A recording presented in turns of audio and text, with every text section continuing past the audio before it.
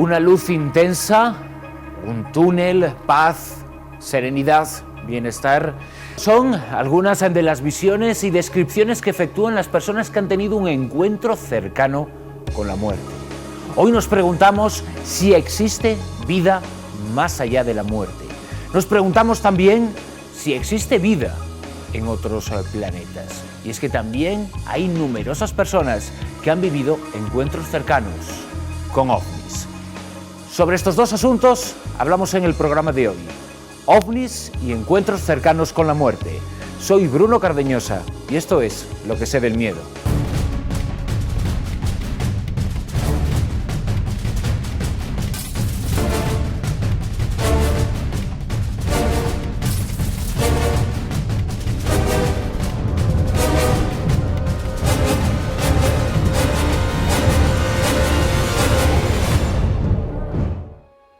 La vida termina con la muerte, pero algunos parecen burlarla para escapar del mundo de los muertos. La luz al final del camino, el reencuentro de familiares y la vida pasando frente a los ojos son elementos comunes que describen todos los que han estado a punto de emprender ese viaje hacia la muerte. Los que regresan aseguran haber vivido una experiencia única en la que la nostalgia y el miedo se entremezclan. ¿Coincidencias? ¿Realmente podemos cruzar al otro lado y regresar? ¿Podemos escapar de la muerte? ¿O simplemente no había llegado nuestra hora? La experiencia de Enrique Climent fue verdaderamente asombrosa. Y no exageramos, Enrique, si aseguramos que llegaste a estar muerto o casi muerto. Sí. ¿Cómo fue aquella vivencia? Cuando pasas al trance de dejar este mundo es muy placentera. El placer que es más grande que he sentido en mi vida. Y cuando ya vuelves a la vida es justo lo contrario, lo más desagradable que he sentido, es como volver a nacer. De hecho, volví vomitando. El comienzo de toda esta sorprendente aventura, un accidente laboral, fundamentalmente. Sí, porque yo entonces estaba estudiando ingeniería técnica y las vacaciones, pues para el hijo de un agricultor, es trabajar en el campo. Y estaba pues cargando un camión de arroz, un hermano mío me estaba ayudando y tomamos la decisión de decir, vamos a tomar un refresquito, vamos a beber un vasito de agua y descansar un rato. Bien, como yo estaba empapado en sudor arriba del camión, cuando bajé me quedé como pegado a la carrocería del camión. Automáticamente, como los conocimientos de electricidad, que yo sabía que aquello era una descarga eléctrica, eran bastante conocidos para mí. Yo no pensaba que la máquina que estaba cargando estaba derivada, que es lo que ocasionó la corriente a través del cuerpo mío, y yo me estaba electrocutando. Bueno, pues te ves atrapado allí y con esos razonamientos y llega un momento que dice, Enrique, esto se ha acabado. Entonces ya decides que esto está muerto. Pero a partir de ahí empezaron a pasar una serie de cosas raras y era el hecho de que yo me vi desde fuera, me vi allí. O sea, como si hubieras salido de tu cuerpo, tu yo interno, ¿no? Como si mi espíritu, mi energía o mi yo hubiese salido y me estaba viendo allí en una postura que podría dibujar perfectamente. Plegado, agarrado a la carrocería del camión y con los pies doblados para atrás tocando el suelo. Y pasan pues todos los acontecimientos de tu vida como una película. Como escenas. Como escenas, exactamente, por delante tuya, la vas viendo.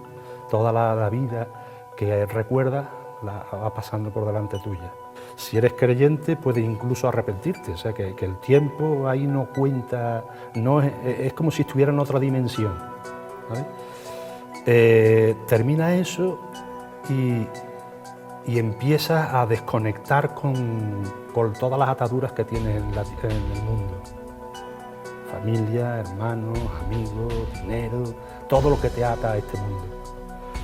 Cuando logras ya romper con eso y tú eres tú. Te entra un estado de felicidad indescriptible. O sea, te sientes un placer que yo creo que ni la droga más potente del mundo es capaz de darla. ¿Feliz de Feliz. sentirse muerto? No, feliz de estar así, de sentirte en ese trance. O sea, y cuando en ese momento de felicidad ya tú vas aumentando, digamos, empiezas a ver un túnel de luz, una luz muy fuerte, es como si un agujero saliera la luz de él, pero una luz blanca muy brillante. Te atrae y vas hacia ella. Que vas como levitando, como flotando, Sí, no, camino de esa luz. El concepto del cuerpo, la noción del cuerpo, tal y como la concebimos ahora, la has perdido. Eres el yo, va en busca de esa luz. Y volví, espontáneamente volví a la vida, pues dolorido, asqueado, vomitando y arrepentido. ¿Y oías alguna voz, alguien te llamaba? Al final de esa luz, de ese túnel, adivinabas la presencia de alguna persona, de alguna entidad. No, simplemente es lo que he dicho, o sea que es una especie de trance del yo personal con el mundo. Desconectas del mundo, el yo es, digamos, ya independiente y tú solo vas hacia la luz. Por lo tanto, tú no decidiste, como se producen otras experiencias, tú no decidiste retornar a la vida durante ese trance. No. ¿Te hubieras quedado allí? Yo me hubiese quedado allí, claro, sí. Y la muerte a partir de ese momento supongo que cambia el concepto que se tiene por completo de ella, ¿no? La vida la interpretas de otra forma. Te das cuenta que la vida te la han prestado. Es una renta. Que cuando haya que irse, pues se irá uno. No tengo miedo a morir. Porque tú incluso en otros momentos de tu vida, posteriormente, has estado muy cerca de la muerte. Es curioso, yo he tenido percances, peritonitis, infarto, vuelcos con el coche y demás, y no he tenido ninguna sensación de esta rara. Sí tuve una vez con una moto que choqué contra un coche, que en el momento justo antes de chocar, la vida se ralentizó. Pero vamos, yo no veo una conexión de uno con lo otro, simplemente que me imagino que el cerebro trabajaría a una velocidad mayor de salvar la situación, que era una situación de peligro de muerte, y entonces tuve la sensación de pasar todo el acontecimiento y ver que es una moto que choca con un coche y el motorista, que era yo, salí volando por arriba del coche. Pues lo vi tan a cámara lenta que pude escoger dónde chocaba la rueda, apoyé las manos arriba del coche, me di la vuelta, caí en cuclillas, me levanté y volví otra vez a la realidad, y a partir de ahí comprobé que el conductor y el copiloto estaban allí diciendo: este tío se ha matado. Le puse la mano en el hombro y casi se asustaron. Di la vuelta, vi el coche, la moto, y tenía los dos posapiés y el volante y el manillar de la moto rotos hacia abajo del tirón que yo había pegado para pasar por arriba del coche.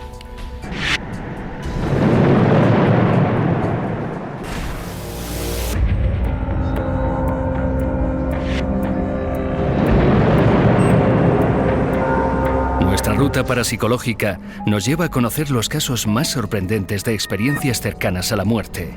Personajes que, a punto de morir, consiguieron en el último momento regresar a la vida. Nos detendremos primero en Estados Unidos, donde la cantante de country Pam Reynolds sufrió una experiencia aterradora. Pam cuenta cómo durante su operación de aneurisma cerebral podía oír todo lo que le decían los doctores y enfermeras que estaban a su alrededor. Además, después de la operación, su cuerpo se desdobló. Vio la citada luz al final del túnel.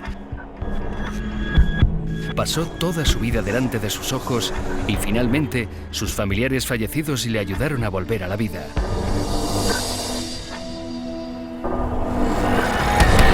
Y siguiendo en el trayecto nos detenemos en Jordania para escuchar la historia del fallecido rey Hussein. Según publica en un libro autobiográfico su viuda Noor de Jordania, el monarca tuvo una fuerte hemorragia en 1984 que casi lo lleva a la muerte. En el tiempo que estuvo clínicamente muerto, Hussein se sentía relajado y en un estado de bienestar máximo. Se veía flotando y yendo hacia una luz, pero el monarca decidió que su misión era volver con los suyos y así lo hizo. Pam Reynolds y Hussein de Jordania atravesaron ese túnel que separaba la vida de la muerte.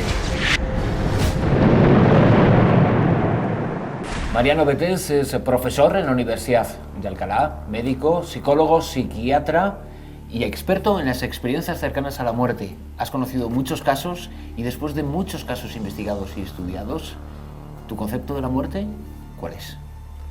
Mi concepto de la muerte es inmejorable.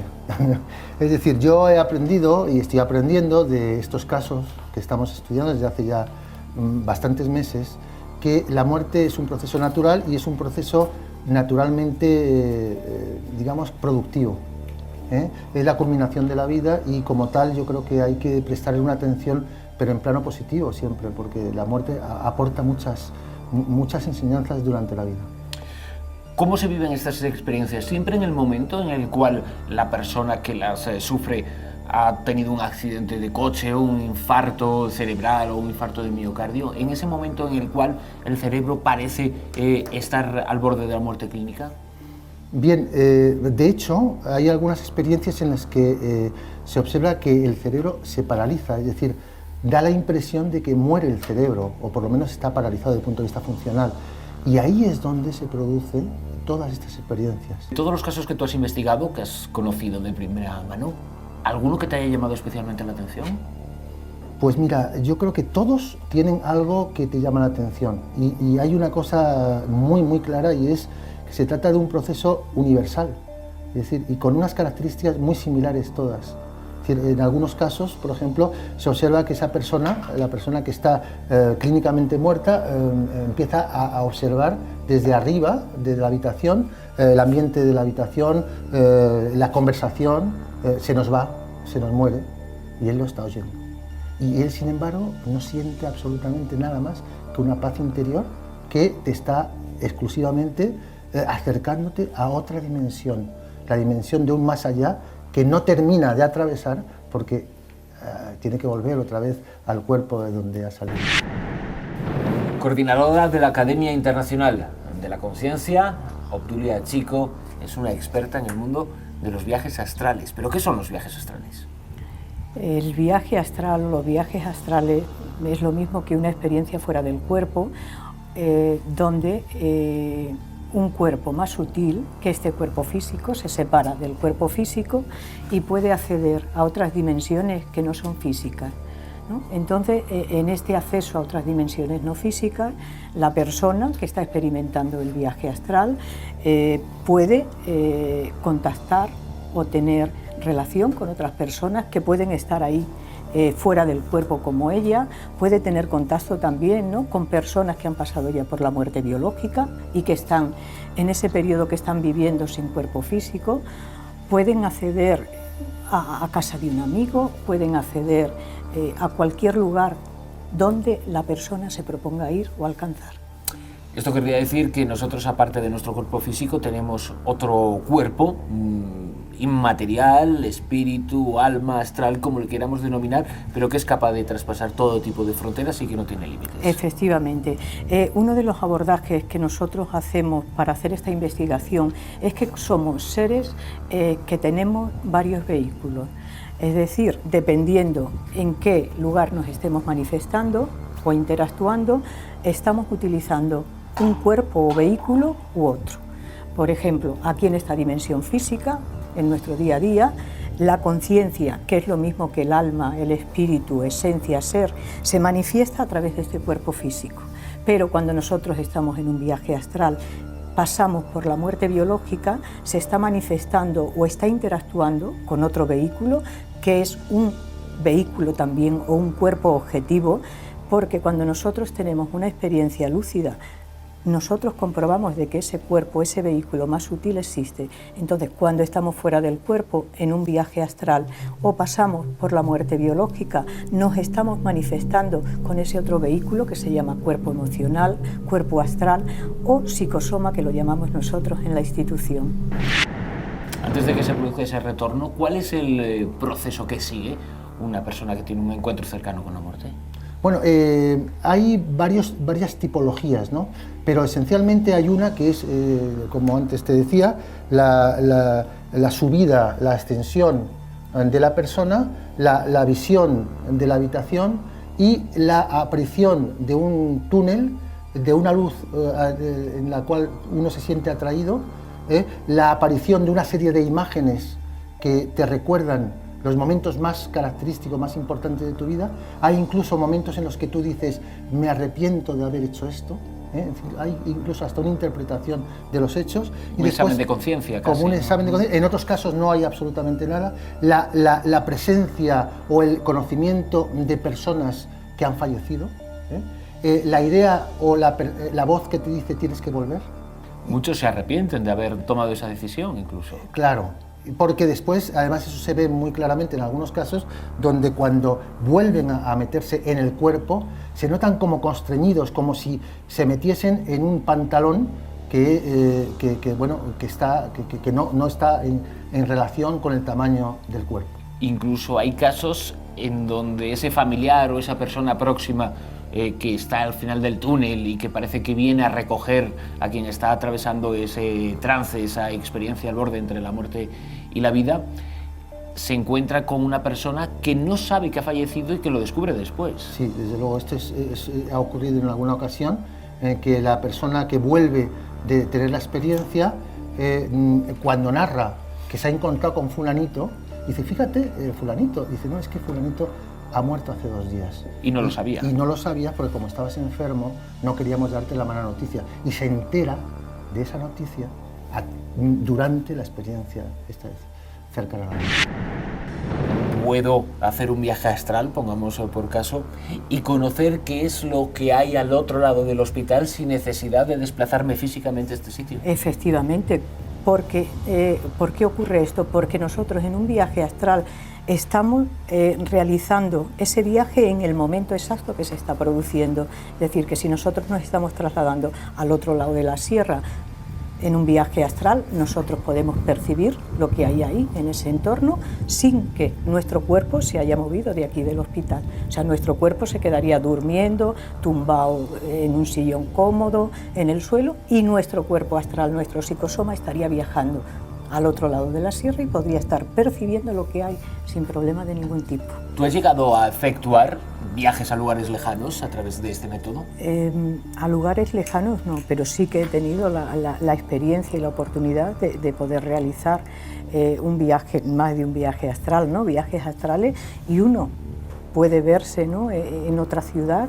Realmente yo vivo en Madrid, pero mi familia, mi madre vive en un pueblo muy pequeño de Extremadura, vive sola, es mayor, y yo alguna vez he podido comprobar a través de un viaje astral cómo se encontraba mi madre. O sea, podemos hacerlo, y todas las personas... ¿Y luego has certificado que lo que habías descubierto o conocido en ese viaje astral respondía a la realidad? Efectivamente, y eso es lo más interesante, ¿no?, de un viaje astral o de la experiencia fuera del cuerpo, el poder constatar después de haber realizado ese viaje que lo que tú has visto, lo que tú has percibido, existe realmente. Y si podemos viajar a un pueblo cercano, a otro país, y no hay fronteras, tampoco existiría la frontera de nuestro propio planeta. Efectivamente. Mira, nosotros, igual que en esta dimensión física, utilizamos nuestro cuerpo físico para ir a visitar a un amigo, ir a visitar a un familiar a otra ciudad, podemos ir a otro continente y utilizamos un vehículo, un medio de transporte. Nosotros podemos ir con ese cuerpo astral, con el psicosoma, a cualquier lugar del mundo. Y aparte podemos acceder, salir de nuestro planeta y acceder a otros planetas. Hay experiencias, hay relatos ya de personas que han podido acceder a otros planetas y comprobar lo que existe en esos planetas. ¿Y lo compruebas viendo y oyendo, tal y como lo haces de forma, digamos, habitual y como lo estás haciendo ahora? Dependiendo de la lucidez, ¿no?, que nosotros estemos cuando estamos proyectados, nosotros podemos interactuar y por los condicionamientos que tenemos de esta dimensión física, nosotros podemos utilizar el habla estando fuera del cuerpo, podemos ver con la visión de nuestros ojos físicos, aunque con el cuerpo que nosotros estamos proyectados, estamos fuera, no tiene órganos, es un cuerpo energético y no tiene órganos, pero los condicionamientos y al estar con baja lucidez nosotros seguimos actuando exactamente como en la dimensión física. Por ejemplo, si estamos proyectados dentro de nuestra propia casa, nosotros para ir de una habitación a otra salimos de nuestra cama, comenzamos a caminar, abrimos una puerta y vamos a la otra habitación. Pero si nosotros tenemos lucidez, sería pensar ir a la otra habitación y nosotros ya estaríamos en la otra habitación. Es decir, que fuera del cuerpo lo que funciona es la telepatía, es decir, el pensamiento fuera del cuerpo es acción, es pensar y ya estamos en ese lugar. Una vez que se produce el retorno, que esa persona ha tomado la decisión, de la que a veces se arrepienten, de volver, ¿cómo cambia la vida de quien ha vivido una FM, un encuentro cercano con la muerte? Bueno, pues yo creo que prácticamente la casi totalidad de los individuos que han tenido esta experiencia experimentan una transformación muy profunda. Esencialmente se basa en dos ideas fundamentales. La primera es la pérdida absoluta del miedo a la muerte. Eso es espectacular. Y la segunda cuestión es esa transformación que tiene su base fundamentalmente en el cambio de la escala de valores. El individuo empieza a tener un cambio en cuanto a su apreciación sobre las cuestiones materiales, que empiezan a bajar, las cuestiones espirituales, que empiezan a subir, o mucho mejor, la importancia que tienen los demás en la vida de uno. Porque ocurre a más personas de las que nos pensamos. Ocurre a muchísimas más personas de las que pensamos. Por ejemplo, ha habido estudios donde dicen que casi un 20% de las paradas cardíacas refieren una experiencia cercana a la muerte. Cuando se les pregunta, y si no, no dicen nada. ¿Por qué? Porque es algo extraño. Parece que la sociedad no está preparada para ese tipo de experiencia. Y si tú eres capaz de decirlo, vas a ser una persona con un estigma. Es un bicho raro. ¿Se puede ayudar a otras personas a través de estos mecanismos? Efectivamente, Bruno. Nosotros en la institución, uno de los objetivos, ¿no?, de nuestro trabajo con la experiencia fuera del cuerpo, nosotros la experiencia fuera del cuerpo la utilizamos como herramienta para poder evolucionar más deprisa y para poder ayudar a otras personas. Nosotros fuera del cuerpo existe un tipo de proyección que se llama proyección asistencial, es decir, nosotros fuera del cuerpo podemos donar energía, nuestra energía, para poder curar, para poder sanar a personas que han pasado ya por la muerte biológica y que se encuentran en una situación no muy equilibrada, ¿no?, por ese paso, por ese trauma que es la transición de una dimensión a otra.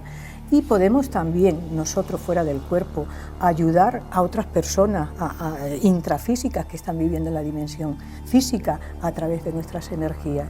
Siempre, o la gran mayoría de las veces, que nosotros estamos proyectados fuera del cuerpo y estamos haciendo este tipo de trabajo, está comandado por seres más evolucionados, que tienen una lucidez mayor y saben exactamente a qué personas necesitan la asistencia, necesitan la ayuda. ¿Los casos de encuentros cercanos con la muerte son, en cierto modo, un viaje astral?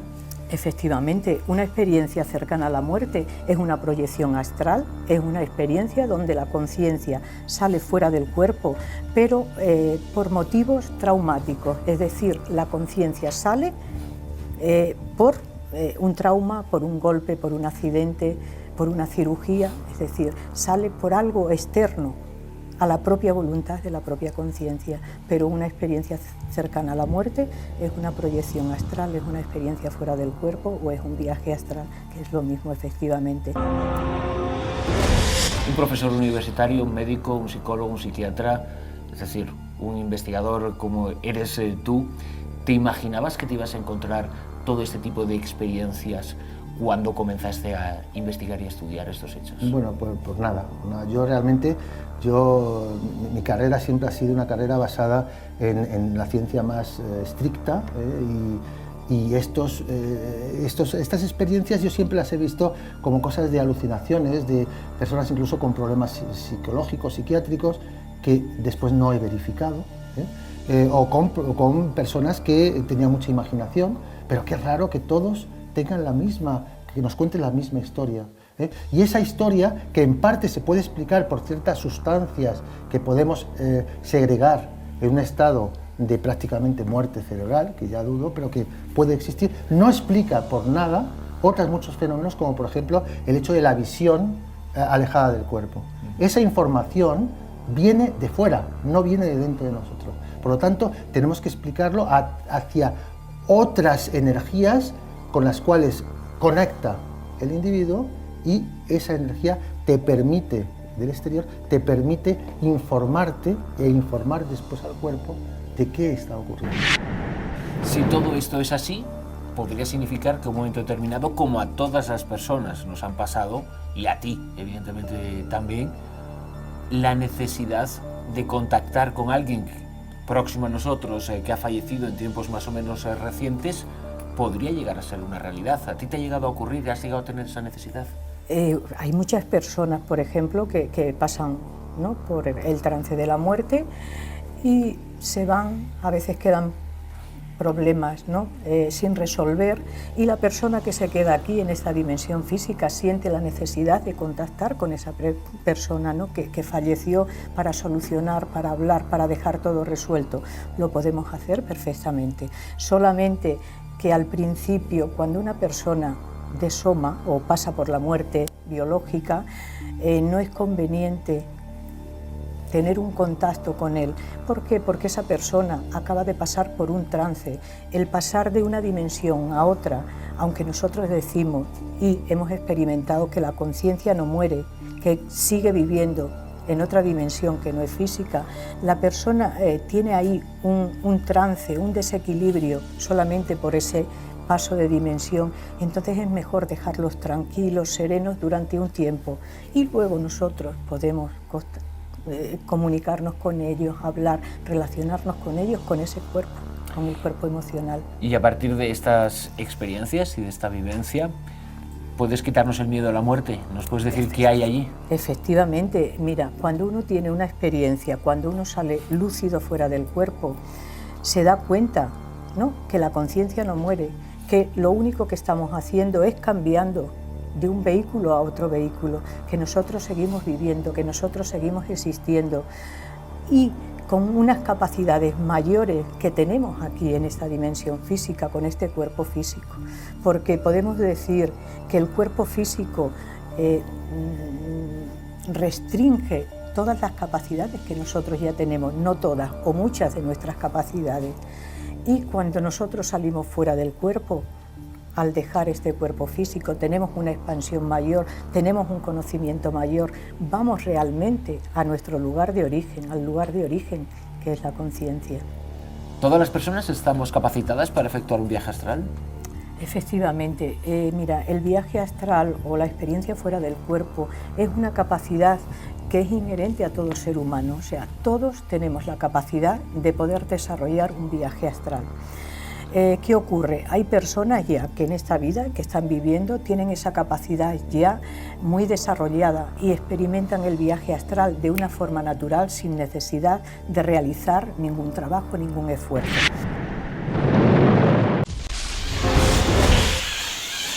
Pues yo en los ovnis no creo mucho, pero tengo un amigo que dice que le abdujeron y no ha vuelto a ser el mismo.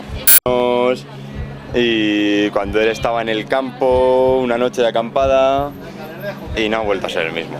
Los amigos no le creemos porque la verdad es que suena muy extraño. Cualquiera que haya tenido información sobre el tema sabrá que es un fenómeno que es real. Otra cosa es saber qué son esos objetos volantes no identificados, pero bueno, yo creo que hay información más que de sobra para saber que en los cielos hay cosas que no sabemos exactamente lo que son, pero que ahí están, y imagino que más tarde o más temprano pues llegaremos a conocer a qué responde el fenómeno. Pues, hombre, no me importaría ver un ovni, lo que no sé es cómo reaccionaría en caso de tener esa experiencia. sótanos del miedo tendremos ahora la ocasión de encontrarnos con testigos de encuentros cercanos con ovnis. Con ellos valoraremos la posibilidad de buscar en el cielo objetos volantes no identificados. ¿O sí? Tuvo un ovni a tan solo 10 metros y a 33.000 pies de altura. Es piloto Juan Ignacio Lorenzo Torres. También nos acompaña, también piloto, mecánico de vuelo, José Cuenca. Bienvenidos a los dos. Encantado. Juan Ignacio Lorenzo Torres, aquel 4 de noviembre de 1968, supongo que ya una fecha imborrable en tu trayectoria personal. Es una fecha importante para mí en mi vida aeronáutica, por una experiencia que tuvimos mi compañero Pepe Cuenca y yo, viniendo de Londres a Alicante.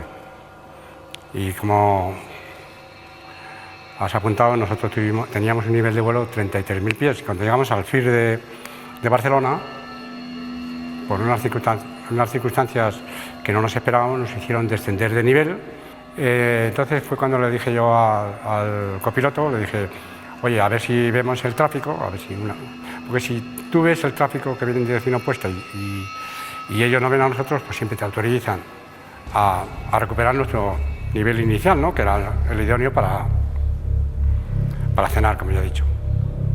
Entonces el segundo piloto me dijo, ya lo tengo a la vista. Y aquello era una luz impresionante, era como un balón. Yo siempre digo que era como un ojo humano, que tenía venas, era un color grisáceo, y venía a rumbo de colisión. Y tanto... ¿A gran velocidad? Incalculable. O sea, lo veíamos lejano, era una luz impresionante. Hombre, nosotros hemos visto muchos aviones en vuelo que siempre tienen el anticolisión para evitar la colisión, por supuesto. Y aquello era una luz impresionante que tenía dos pequeñas laterales. ¿Pensabais que se iba a estrellar contra vosotros? Venía a rumbo de colisión. Y cuando ya recuperamos un poco la tranquilidad, bueno, yo recuerdo que empecé a hablarle en inglés aeronáutico, en castellano, ahí no contestaba nada, nadie. Es decir, intentaste comunicarte con quien fuera tripulando aquello. Hablando. La única manera de comunicarte es con el micro que llevamos en todos los aviones, por supuesto. Entonces, aquella luz que venía a rumbo de colisión, de una manera súbita, se paró y estuvo aproximadamente a unos 10 metros de nuestro avión manteniendo la distancia. Es decir, que volaba a nuestra velocidad.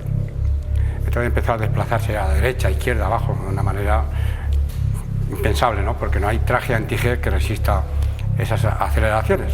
Y además estabais convencidos de que se trataba de un artefacto volante, es decir, de algo manufacturado de alguna forma. En ese momento fuimos conscientes de que aquello era un objeto extraño no identificado, porque no sabíamos lo que era. Entonces yo empecé a hablar con las estaciones de vigilancia aérea, los EVAs, y entonces Aitana, Bolero, Embargo, Matamos. Oiga, tengo tal, y hablamos también con el control de Barcelona. ¿Hay algún tráfico? Pedimos información y nos decían que no, pero aquello estaba allí. José Cuenca, ¿cómo fue la experiencia que tú viviste después de este otro caso? Sí, yo me encontré muy similares los dos casos en cuanto a las maniobras de la luz. Lo que es que cuando hablas de ovni parece que es una, pero en realidad está bien definido, ¿no? Un objeto que vuela y que no está identificado. Y yo, después de que nos hicieron bastante, había algunos periodistas entonces que decías algo y luego se modificaba un poco, ¿no? Y yo en una revista hoy vi unos comentarios míos sobre la forma de aquello y no me gustó nada y empecé ya a no decir nada. A contarlo menos. Por eso te agradecemos especialmente que hayas vuelto a los medios. Cuando me preguntaban si era un ovni, yo decía que era un ANI. Y decía, ¿cómo que ANI? Si eso no está y tal. Digo, sí, porque define un poquito menos que OVNI. OVNI es objeto volador no identificado. Yo no sé si es objeto, no sé si vuela, sí sé que no está identificado. Y por eso digo que es algo no identificado, ANI. Porque yo para saber qué es objeto, le tengo que ver más palpable. Sé que se mueve, pero ¿cómo sé que es un objeto? ¿Cómo era físicamente ese artefacto que tuviste la ocasión de ver? Es una luz redonda, grande, más grande que lo que estamos acostumbrados a ver alrededor nuestro en vuelo, y que no sabes cómo de grande es porque no sabes la distancia a la que está. O sea, tú ves que cuando lo empezaste a ver parecía un tráfico, pero cuando se te va acercando a gran velocidad y aumenta de tamaño y ya ves que no es un tráfico, ya ves que es mucho más grande y tal, pero lo que ves, sigue viendo es una luz, con puntitos luminosos a los lados, sin puntitos luminosos a los lados, porque ahí teníamos alguna yo los puntitos luminosos parece que alguna vez los veía, alguna vez no los veía. Sí, pero yo recuerdo, una luz grande que no. Pero yo recuerdo que la luz esa central, que era como un balón, unos humanos, Sí. todo, que cuando se desplazaba, los dos puntitos que dices tú, Sí. que era, para mí estaban muy definidos, se desplazaban conjuntamente con esta luz. Sí, yo cuando alguna vez me pareció verlos, efectivamente iban siempre al lado. Lo que a mí me llamaba mucho la atención y en lo que yo me fijé mucho es que aquello bajó a lo que yo creía que era el nivel del suelo, sin saber exactamente. Yo digo, y a gran subió, velocidad. y luego hacía así, ¡ya! Y se iba a la punta del plano, pero allí lejos. Era escalofriante. O a la punta del otro plano. Entonces, los que ya estamos un poco acostumbrados a ver cómo nos movemos en el aire y llevamos los aviones más rápidos que hay, quitando el Concorde 4 que vuela un poco más, tampoco es. Entonces, sabes que no se puede volar así. Nosotros no podemos volar así, ni sabemos de nadie que lo haga. Entonces, si alguien se desplaza a esa velocidad, lo veas bien o no lo veas, sea la luz más grande o menos, tenga puntitos o no tenga, lo que está claro es que no es algo nuestro y que no es Venus, porque también estamos acostumbrados a ver a Venus y a verle todos los días, y desde entonces muchas veces cuando le vemos decimos, Venus, no te empieces a mover y a dar carrera. Efectivamente. Además, en vuestro caso, los pilotos, por vuestra profesión, sois los mejor entrenados para distinguir qué es normal y qué no es normal que vuelan en el cielo. Sí. Recientemente se hizo una encuesta, un estudio, en donde se hablaba del 33%, es decir, que 1 de cada 3 pilotos de las compañías aéreas españolas habíais protagonizado experiencias como las que nos habéis contado. Pese a todo, hay mucha reserva. ¿Por qué no se cuentan todos aquellos casos que vuestros compañeros han tenido la ocasión de presenciar? Yo creo que hay muchos compañeros míos que me han contado casos espeluznantes y me han dicho, si a mí me preguntan, yo siempre lo negaré. Y hacen incluso pacto de silencio con su tripulación, y hay bastantes más casos de los que la gente se puede imaginar. Y además, aquella época han pasado 40 años y la cosa ha variado mucho también, era más... De hecho, no teníamos nosotros autorización para hablar así con la gente de una cosa que pasaba en vuelo. Teníamos que hacer un informe y el informe se entregaba donde se tenía que entregar. Y por eso el informe oficial ha estado 25 años en secreto, que se dice pronto. Hay temas mucho más aparentemente importantes relacionados con la política, relacionadas con el ejército, y no están tantos años en secreto, por algo será. La manera falaz de desclasificar este informe y decir falta de pruebas, cuando yo he tenido el informe y que estaban todas las estaciones, certificaban lo que... Además, todo lo que has hablado en un avión se graba. Yo que he vivido en Estados Unidos casi 6 años y he seguido un poco esto allí también, que tienen un equipo muy bueno siguiendo esto, luego acaban desclasificando también. Y salen los periódicos siempre, la gente que intervino, que echan de menos las cosas más importantes, las que más definían y las que más certificaban lo que había pasado. Hola, me llamo Eduardo y hoy os voy a contar mi historia. Fue el día que me abducieron. Este parque es al que solía venir con mis amigos después de trabajar, pues para tomar algo, hablar de nuestras cosas y bueno, distendirnos un poco de todo. Aquel día llegué el primero. Pues mirad, aquí, justamente aquí, es donde me senté a esperarles. Y entonces, como tardaba mucho, pues decidí sentarme a ver las estrellas. Me senté aquí y miraba al cielo y estaba tan cansado. Y de repente vi una luz brillante. Venía hacia mí y empezó como, no sé, nunca había visto algo así. Era como en las pelis, se empezó a acercar y empezó a brillar más y más y más y se me fue acercando y no recuerdo nada más. De la luz brillante pasó a la oscuridad y lo siguiente que recuerdo es el teléfono móvil sonando. No sabía dónde estaba desconcertado, no sé, desorientado. Cogí el teléfono móvil y eran mis amigos. Me dijeron que dónde estaba, que por qué había tardado tanto tiempo, que había 2 horas esperando. Yo no entendía nada. Cuando me levanté, miré a mi alrededor y me di cuenta de que no estaba en el parque. Así que busqué a alguien y le pregunté dónde estaba. Estaba a 20 kilómetros de aquí. No entendía por qué estaba ahí. Estaba realmente asustado. De verdad que no entendía cómo estaba ahí. Desde entonces decidí investigar por mi cuenta. Internet, artículos de periódicos, archivos, todo donde pudiera encontrar algún dato. Así fue como descubrí que a mucha más gente le había pasado lo mismo. Siempre que cierro los ojos, me sale ese brillo y no me acuerdo de nada. Amnesia total. He intentado contactar con la gente que le ha pasado lo mismo que yo, pero no he tenido respuesta. Todos piensan que estamos locos, pero cómo llegué ahí, nadie ha sabido explicármelo. Yo sé que la respuesta está ahí arriba.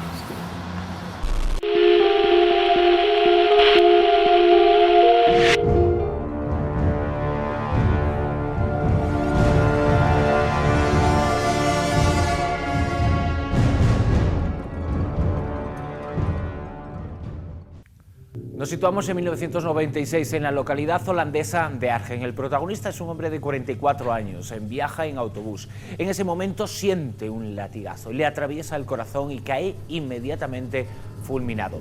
Minutos después, los servicios de emergencia del hospital Ringstate llegan al lugar para intentar atenderle. Sufre un fuerte infarto de miocardio. Le conducen al quirófano. Allí intentan reanimarle, pero presenta estado de muerte clínica, electroencefalograma plano. Su cerebro no tiene ningún tipo de actividad. Mediante la desfibrilación intentan reanimarle. Finalmente, y tras muchos intentos, lo consiguen.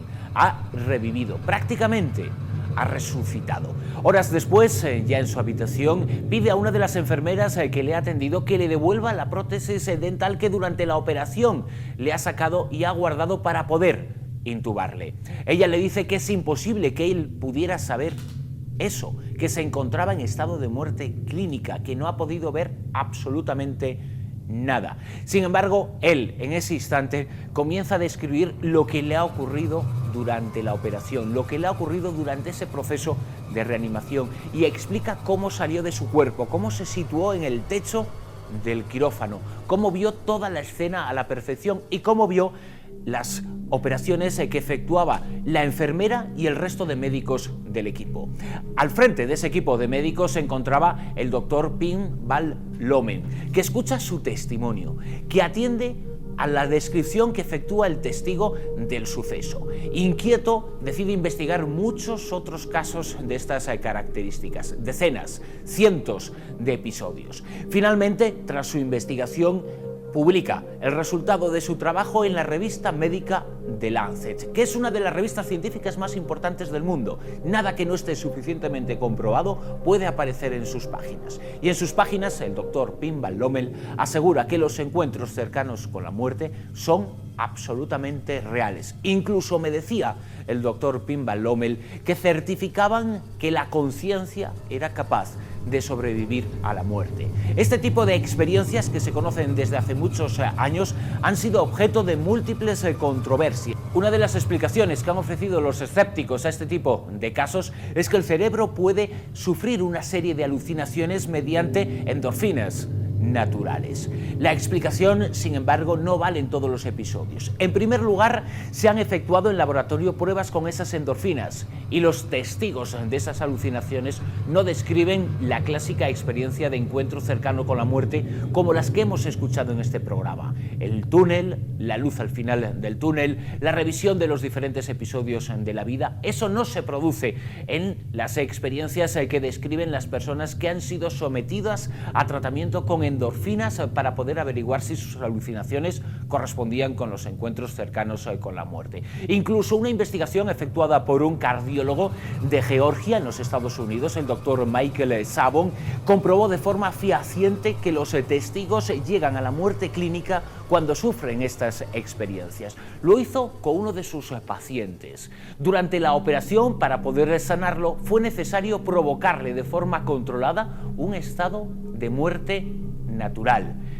Durante ese estado, el cerebro permaneció completamente muerto. No llegaba oxígeno ni sangre al cerebro. Sin embargo, tras la operación, la persona que se había sometido a la misma describió un encuentro cercano con la muerte con todas sus características. Los estudios y las comprobaciones demostraron que era imposible que ese cerebro pudiera haber sufrido ningún tipo de alucinación cuando el electroencefalograma era completamente plano. Muy pocos de los enigmas y misterios que tratamos aquí en Lo que sé del miedo han sido objeto de tantos estudios y publicaciones científicas. En la actualidad se están llevando a cabo nuevos trabajos y los resultados parecen ser sorprendentes y certificarían algo verdaderamente asombroso, que algo tras la muerte sobrevive.